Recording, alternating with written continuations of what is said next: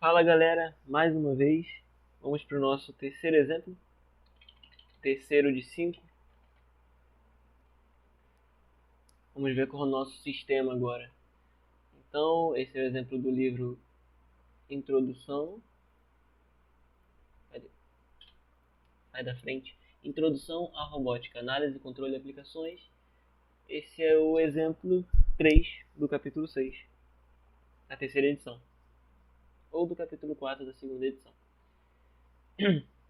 Então nós temos um sistema de pêndulo duplo, galera. E a gente vai fazer energia cinética e potencial desse sistema, depois o lagrangiano, então vamos derivar as equações de movimento. O que eu queria? Vou aumentar essa letra aqui. E pegar esse texto aqui, que é o que a gente vai calcular. Pegar esse cara. Ah, o outro também. Esse aqui.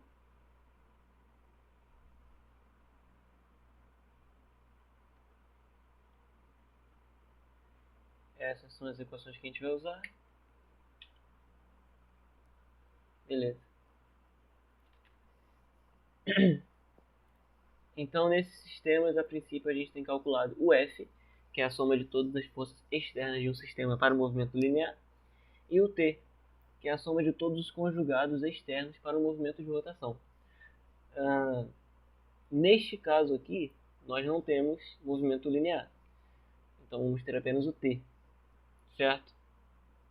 É um sistema de 2 graus de liberdade, temos duas variáveis, θ1 e θ2, e é isso. Vamos começar então dividindo por pêndulo.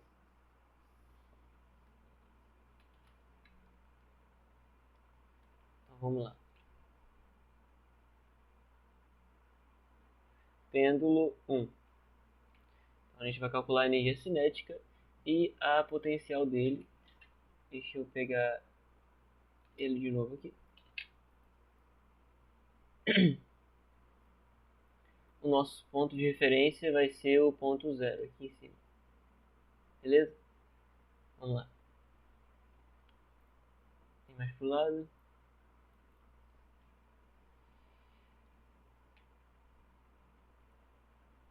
Energia cinética. Beleza? Energia cinética do pêndulo 1. Então, a energia cinética do pêndulo 1 é igual a meio de m1v ao quadrado. E quem é esse v? Vamos chamar de v do pêndulo 1. Ora, a velocidade do pêndulo 1 é igual a derivada no tempo da posição do pêndulo 1 em relação ao referencial inicial, correto?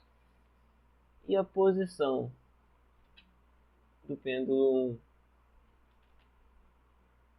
em relação ao referencial inicial é o que? Se eu traçar o eixo de coordenadas aqui, já tem, né, na verdade, aqui é o θ1, a gente sabe que esse comprimento de corda aqui é 1, esse aqui é L1, L2. Então a gente sabe que no eixo X, a componente do eixo X é o comprimento vezes seno de θ1 na direção X. E no eixo Y, como está aqui para baixo, vai ser negativo, né?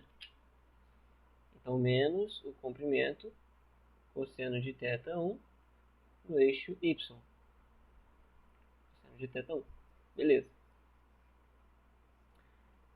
Logo, a velocidade do pêndulo 1, dessa massa no pêndulo 1, é a derivada disso aqui. Que vai ser o que? L é uma constante, θ1 ponto, cosseno de θ1. Derivada do seno é o cosseno. Derivada do cosseno é menos o seno, com esse sinal de menos aqui fora vai ficar mais. L seno, L θ1 ponto, seno de θ1 na direção Y e aqui na direção X. isso aqui é igual a L θ1 ponto. Vamos deixar assim mesmo.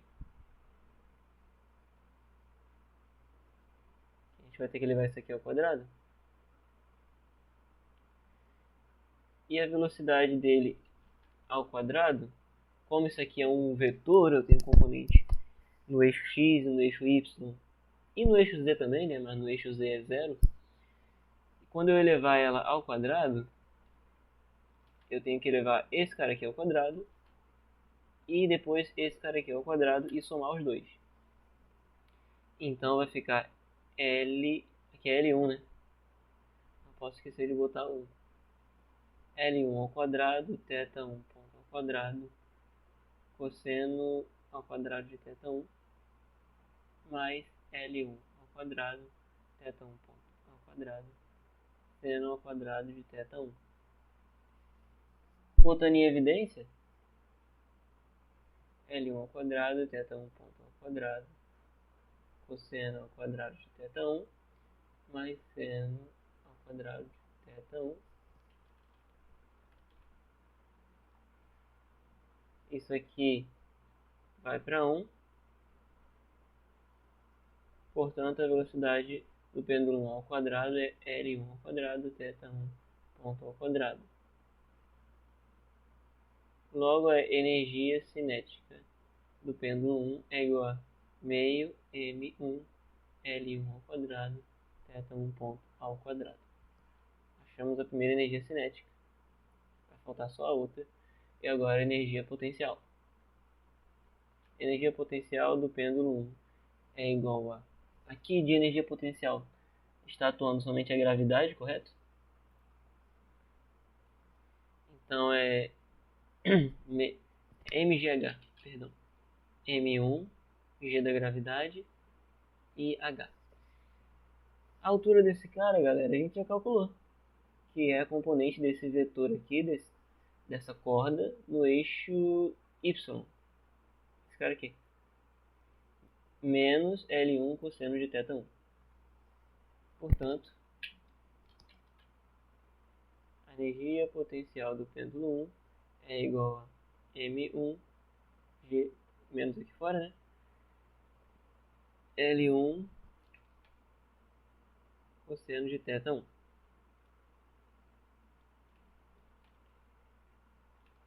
Beleza. Então já temos as energias cinética e potencial do pêndulo 1. O pêndulo 2 que vai ser complicado, galera. Bora tentar. Pêndulo 2. Então eu quero primeiro a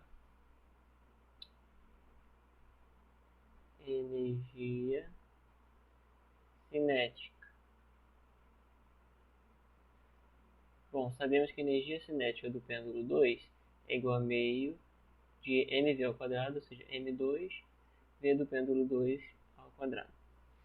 Beleza? Bora pegar lá a imagem de volta.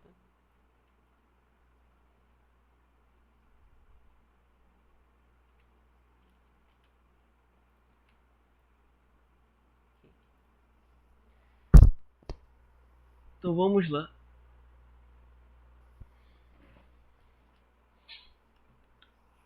Esse cara aqui, a gente vai ter que fazer a mesma coisa. Pegar primeiro a posição dessa massa aqui na ponta do pêndulo 2, essa massa concentrada. Então a gente tem que achar primeiro o vetor posição dela. Então a gente quer o vetor posição do pêndulo 2 em relação ao referencial inicial. E eu vou ter uma componente em x e uma componente em y, certo? Então vamos lá. X posição, vamos chamar assim. O vetor posição da parte do x. Acho que vou ter que chegar esse cara aqui mais pro canto. No eixo x, a gente tem aquela lei. Não sei se é bem uma lei, mas a gente sabe que quando tem mais de um pêndulo pendurado assim no outro, faz isso aqui, ó. No eixo X é L1 vezes seno de θ1 mais L2 vezes seno de θ1 mais θ2. Não estou muito certo disso, deixa eu verificar. Tá certinho, galera. E vamos introduzir já uma nova representação por questões de simplicidade. Ao invés de usar seno de θ1, vamos chamar ele de S1 seno de θ1 mais θ2. S1, 2. E se tiver o menos, a gente bota o menos aqui ou aqui. Por questão de simplicidade. E o cosseno a gente bota C, né? Cosseno 1.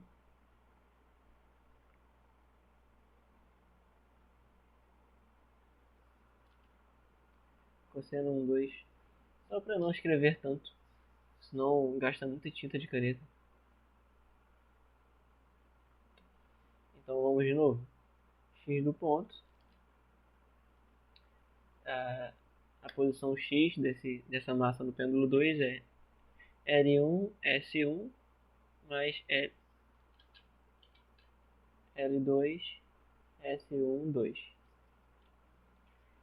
E o Y do ponto é igual a menos L1 cosseno 1 menos L2 cosseno 1, 2. E para a gente pegar o vetor velocidade é só derivar isso, né, galera? P2 do pêndulo 2, né?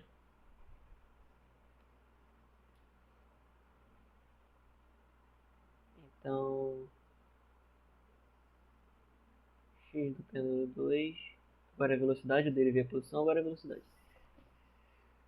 Então é θ1 ponto L1 cosseno 1, beleza?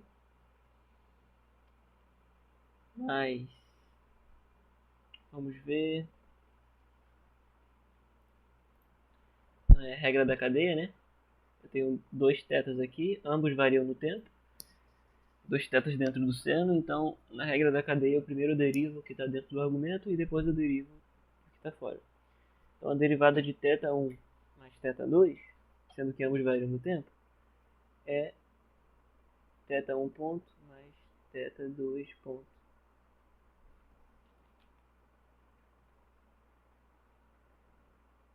Isso vai multiplicar o L2 cosseno de θ1 mais θ2.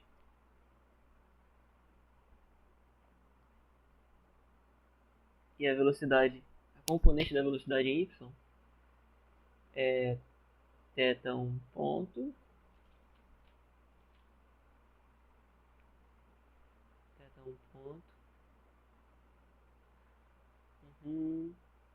L1 seno de θ1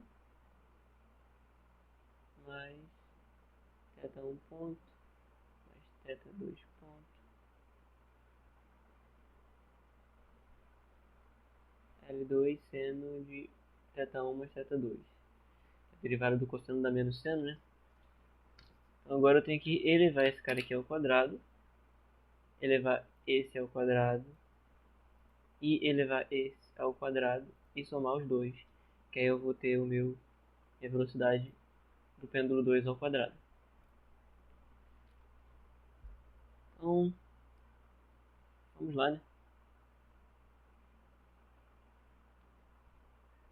xp2 ponto ao quadrado igual a quadrado do primeiro, θ1 ponto quadrado, L1 quadrado, cosseno de θ1 quadrado, as duas vezes, o primeiro pelo segundo, θ1 ponto, L1, C1, θ1 mais θ2, L2, C1, 2. Mais o quadrado do segundo. θ1 ponto ao quadrado mais 2 vezes θ1 ponto, θ2 ponto, mais θ2 ponto ao quadrado, L2 quadrado, cosseno de θ1 mais θ2 ao quadrado. Mesma coisa com a componente da velocidade em y agora.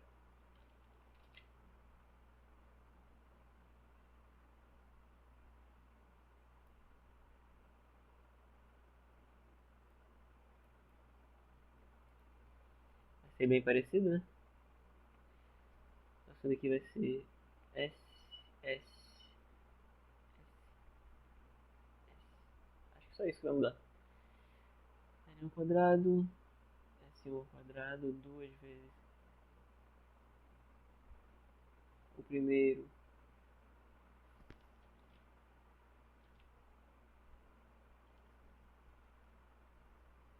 seno de θ1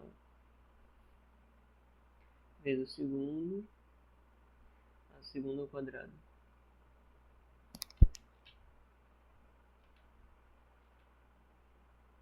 E eu vou somar os dois, certo? Então vamos ver quem morre aqui.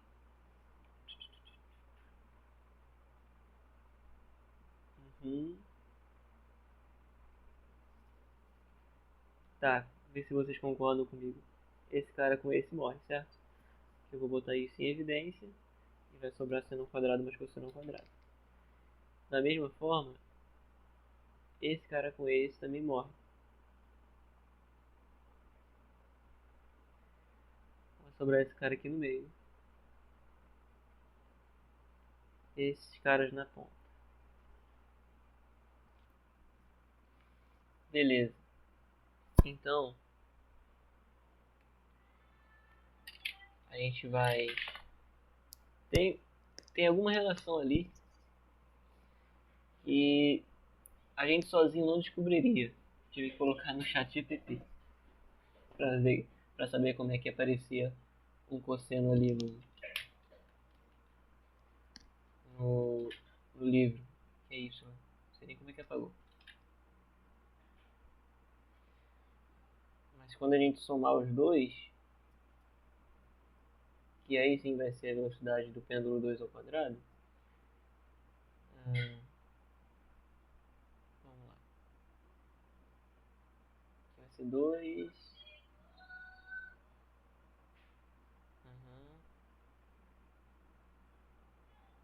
2 θ1 ponto ao quadrado, L1 ao quadrado.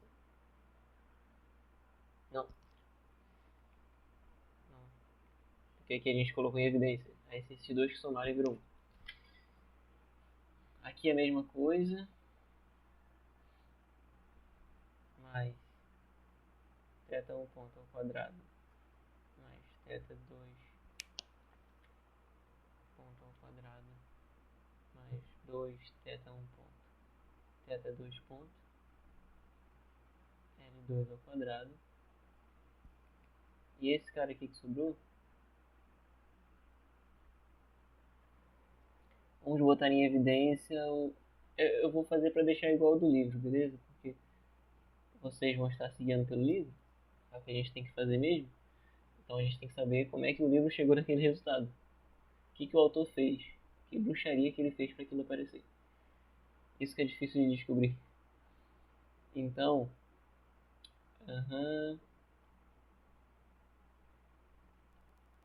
vamos botar em evidência 2, L1, L2.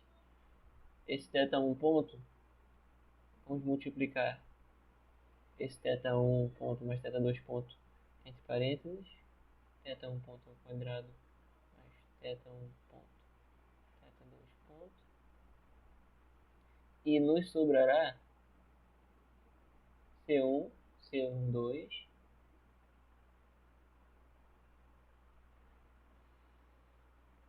mais S1, S12, beleza? E o que acontece? Esse cara aqui, ele vira um cosseno de θ2. E como que eu descobriria isso? Tem 3 jeitos. Primeiro, bruxaria. Segundo, ChatGPT. O terceiro, MATLAB. E eu consigo mostrar 2. Bruxaria, mas quer dizer, bruxaria, não, ChatGPT e MATLAB. Ó, primeiro estou aqui no ChatGPT e eu perguntei se essa igualdade é verdadeira, que é o que a gente tem ali, cosseno de θ1, cosseno de θ1 mais θ2. Seno de θ1, seno de θ1 mais θ2. E eu perguntei, isso é igual a cosseno de θ2? Porque é o que o livro mostra. E aí o ChatGPT, ele faz essa prova aqui. Se vocês quiserem, vocês deem pausa para analisar. E ele chega que realmente dá cosseno de θ2. Então, se você se deparar com alguma relação estranha entre senos e cossenos nos seus problemas, você pode perguntar para o ChatGPT se tem como simplificar. Ou, da outra forma, que eu até gosto mais, você pode vir aqui no MATLAB, definir seu θ como simbólico. No caso, ao invés de θ1 e θ2, eu vou usar Q1 e Q2. Eu já tinha esse código, eu só rodei o código para pegar o Q1 e o Q2 simbólico. E aí você coloca a equação que você tem, que envolve senos e cossenos, e o MATLAB, aqui na Comédia Windows mesmo, pode ser. E aí o MATLAB vai te dar essa sua resposta, e você usa a função Simplify. Então simplifique a resposta, e realmente dá cosseno de Q2. Portanto, a energia cinética do pêndulo 2 é igual a meio de M2 vezes tudo isso aqui. L1, L2, θ1 ao quadrado, L1 ao quadrado, mais θ1 ao quadrado, mais θ2 ponto ao quadrado, mais 2 θ1 ponto, θ2 ponto,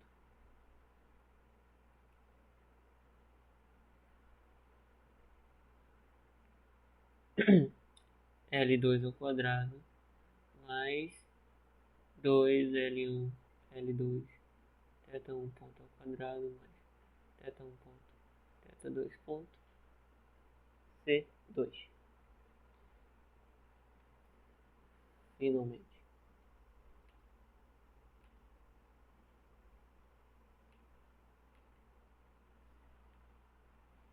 E agora energia potencial.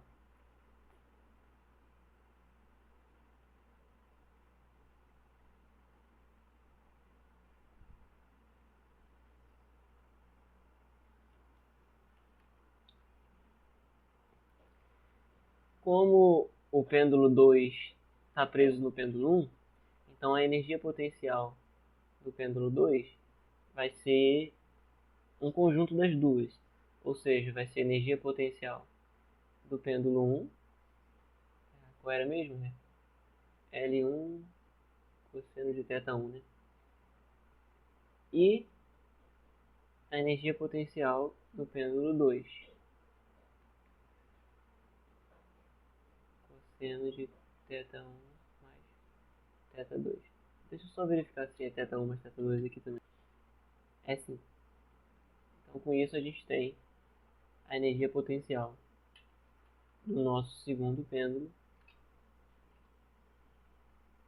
Tendo esses dois, galera, a gente calcula o Lagrangiano. Do Lagrangiano praticamente acabou. Porque o resto não é a intenção que a gente faça na mão. Então agora a gente vai para o MATLAB. Porque temos isso aqui, batemos com o livro, tá certo. MATLAB agora. E fazer o resto na mão, você pode fazer para impressionar o professor, é até bom. Mas não é bom para estender muito o vídeo aqui. Beleza, galera, vamos agora para o MATLAB.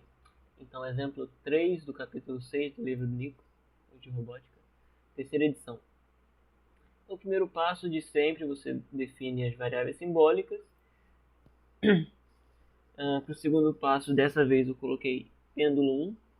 Então, nesse segundo passo, eu acho a energia cinética do pêndulo 1 e a energia potencial também. Aqui eu já coloquei direto a velocidade do pêndulo 1 em x e em y. E a velocidade total basta fazer um vetor de 3 dimensões, eu botei a de z também, que é zero. Então a energia cinética do pêndulo 1 é meio de mv ao quadrado. O nosso v é esse aqui. Como ele é um vetor, a gente coloca dessa forma aqui. Um ponto, apóstrofo, e aí multiplica. Porque eu tô... Aqui é um vetor coluna, então eu multiplico o vetor coluna por ele transposto. Por ele linha. E o que esse comando está fazendo aqui é o que a gente fez na mão. Esse aqui é o quadrado, mais esse aqui é o quadrado. E aí fica certinho. E a energia potencial é tranquila. Menos mgh. Eu até pensei em colocar aqui, e isso eu fiz no pêndulo 2, a posição da massa no pêndulo 1 em relação à origem, né? E depois derivar para conseguir a velocidade.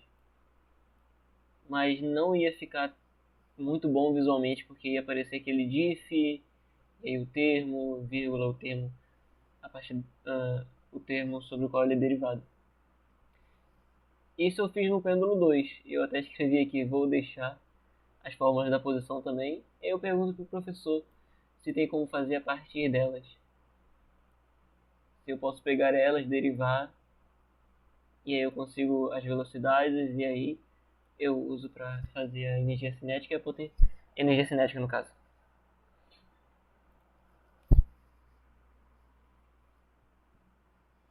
Então, energia cinética e potencial do pêndulo 2. Então a energia cinética total é a soma das duas, a energia potencial total é a soma das duas, e o lagrangiano é a energia cinética menos a energia potencial. Então aqui, galera, agora eu já uso função.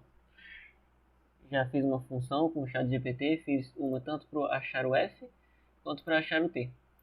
Então a gente sabe, e aqui eu tenho a descrição de cada uma, essa função f vai receber o lagrangiano, a variável simbólica do tempo, o x e o dx, que é o x ponto, e vai retornar o f. Então aqui eu faço aquela primeira derivada em relação a dx, depois eu derivo isso aqui em relação a t. Beleza? E depois eu faço a derivada de novo em relação a... Opa! Ah não, tá certo. Aqui em relação a dx, aqui em relação a x. É difícil escolher uma nomenclatura para essa variável, né? E aí você acha o f. E a gente pode simplificá-lo. Eu já verifiquei tanto essa quanto a do t. A do t é basicamente a mesma coisa. Só no lugar do x você bota o q ou o θ. Depende do que você estiver usando. Eu já verifiquei aqui, galera. Eu fiz para o exemplo 2, que a gente já tem as respostas, né? Então eu comparei o f que a gente acha diretamente pelo script que a gente fez no vídeo passado, com o f que a gente conseguiu agora pela função. Então perceba que os termos estão batendo uma diferença ou outra. Por exemplo, aqui o M2 já está multiplicando todo mundo e aqui o M2 já está em cada um. Então dá no mesmo. E o T também está funcionando. No começo não funcionou, eu demorei um pouquinho para achar o erro, mas achei, já ajeitei. Está funcionando sim.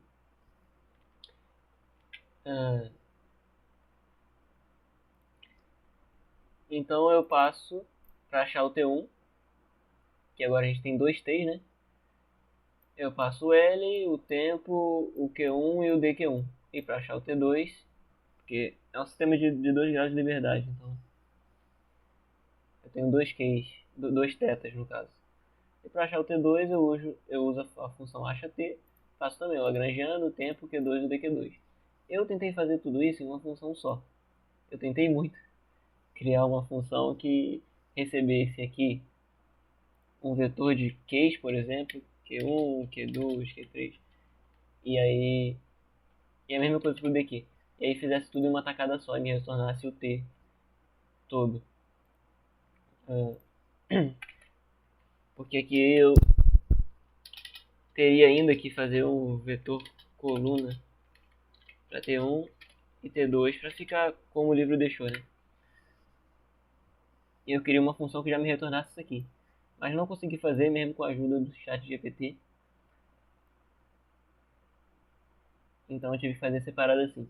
O problema que deu foi que vocês percebam que as variáveis simbólicas eu deixei elas em relação a t. Só que elas são vetores. No caso eu estaria passando elas para a função t como vetores, né? O vetor de Q1, Q2, Q3, o vetor dQ1, dQ2, dQ3. E aí quando eu quero acessar um elemento desse vetor, que aqui no MATLAB eu coloco entre parênteses, então por exemplo, para acessar o segundo elemento do vetor de Q, eu usaria Q parênteses 2. O que o MATLAB faz é colocar o 2 no lugar do T. E aí não acontece nada, não funciona.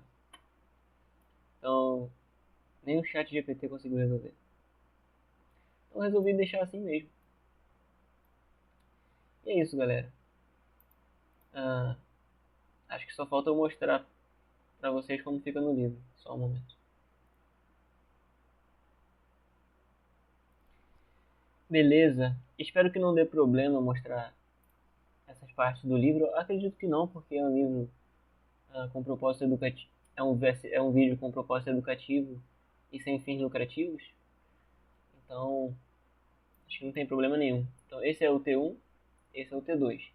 E se você colocar em forma matricial, o livro aponta um fato bem interessante. Perceba que você tem alguns termos que acompanham a derivada segunda dos tetas, outros que acompanham a derivada primeira ao quadrado, outros que acompanham a derivada primeira de cada um multiplicando e outros sozinhos. Então, olha que interessante. Os termos que acompanham a derivada segunda do θ, ou seja, acelerações angulares, estão relacionados com as acelerações angulares. E os termos que acompanham a derivada primeira ao quadrado são as centrípetas. Esses termos que é a multiplicação deles dois é referente à aceleração de Coriolis. É uma coisa que a gente aprende em dinâmica. É uma aceleração no sistema que está girando. Que não é tão intuitivo. Então, nesse exemplo, o primeiro elo funciona como um referencial rotativo para o elo 2. E, portanto, a aceleração de Coriolis está presente.